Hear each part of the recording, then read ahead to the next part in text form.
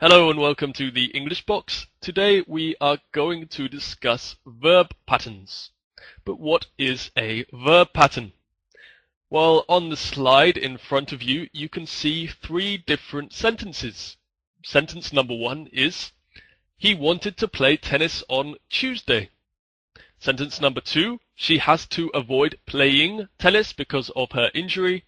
And sentence number three, they can play tennis. Now, as you may have noticed, there are three different forms of the verb play here. In sentence one, we have to and the infinitive. Sentence two, we have the ing or gerund form. And sentence three, we have the bare infinitive without the preposition to.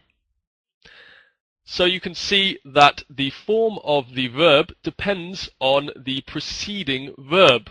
With the verb want, we use to infinitive. With the verb to avoid, we use the ing form. And with the verb can, we use the bare infinitive without to. With modal verbs, we don't use the preposition to, and we use the bare infinitive immediately afterwards. The same with must, can, might, or may, for example. So let's concentrate on the forms with the infinitive, the to infinitive, and the ing form. So here are some examples of other verbs that we use with the to infinitive: want, need, and ask. I want to watch television, I need to drink some water, and I ask to see my tutor. And when we use the to infinitive, I want you to do your homework, or I asked you to do the washing up. So what about some examples of verbs with ing? To enjoy, to avoid, and to imagine.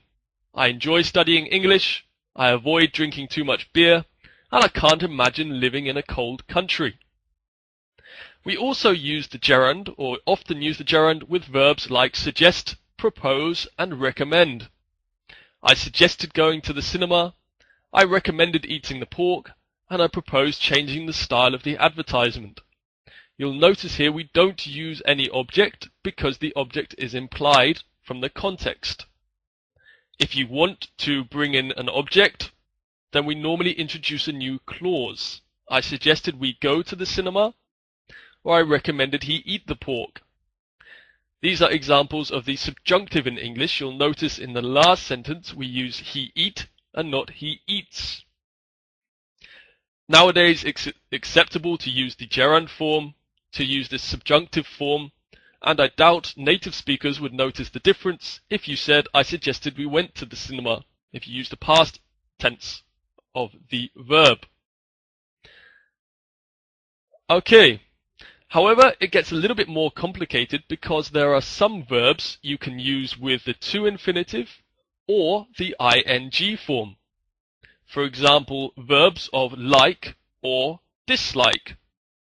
So verbs like I adore, I like, I can't bear, I despise, I detest, or I loathe can all go with the to infinitive or the ing form, and there's no difference in meaning. However, we do normally prefer to use the gerund, the ing form. It sounds more natural.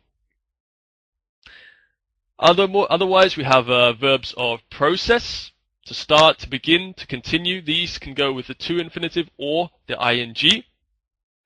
But there are also some verbs which you can use with to infinitive or the ing form, but the meaning changes. So let's look at some examples of verbs where the meaning changes. To stop. I stopped talking to my neighbor, and I stopped to talk to my neighbor. What's the difference in meaning? Do you know? I stopped talking to my neighbor means I've finished the conversation. I've finished the action. And then I did something else. I stopped to talk to my neighbor means I stopped one action in order to talk to my neighbor. For example, I was walking along the street, I stopped walking, and I started talking to my neighbor. Remember. I remember meeting her, and I didn't remember to meet her. In the first one, we don't remember the action. I don't remember, or I have forgotten, the fact that I met her somewhere. And I didn't remember to meet her means I forgot to meet her. We arranged a date at 8 o'clock last night, and I completely forgot about it. I stood her up, and she was left waiting in the restaurant.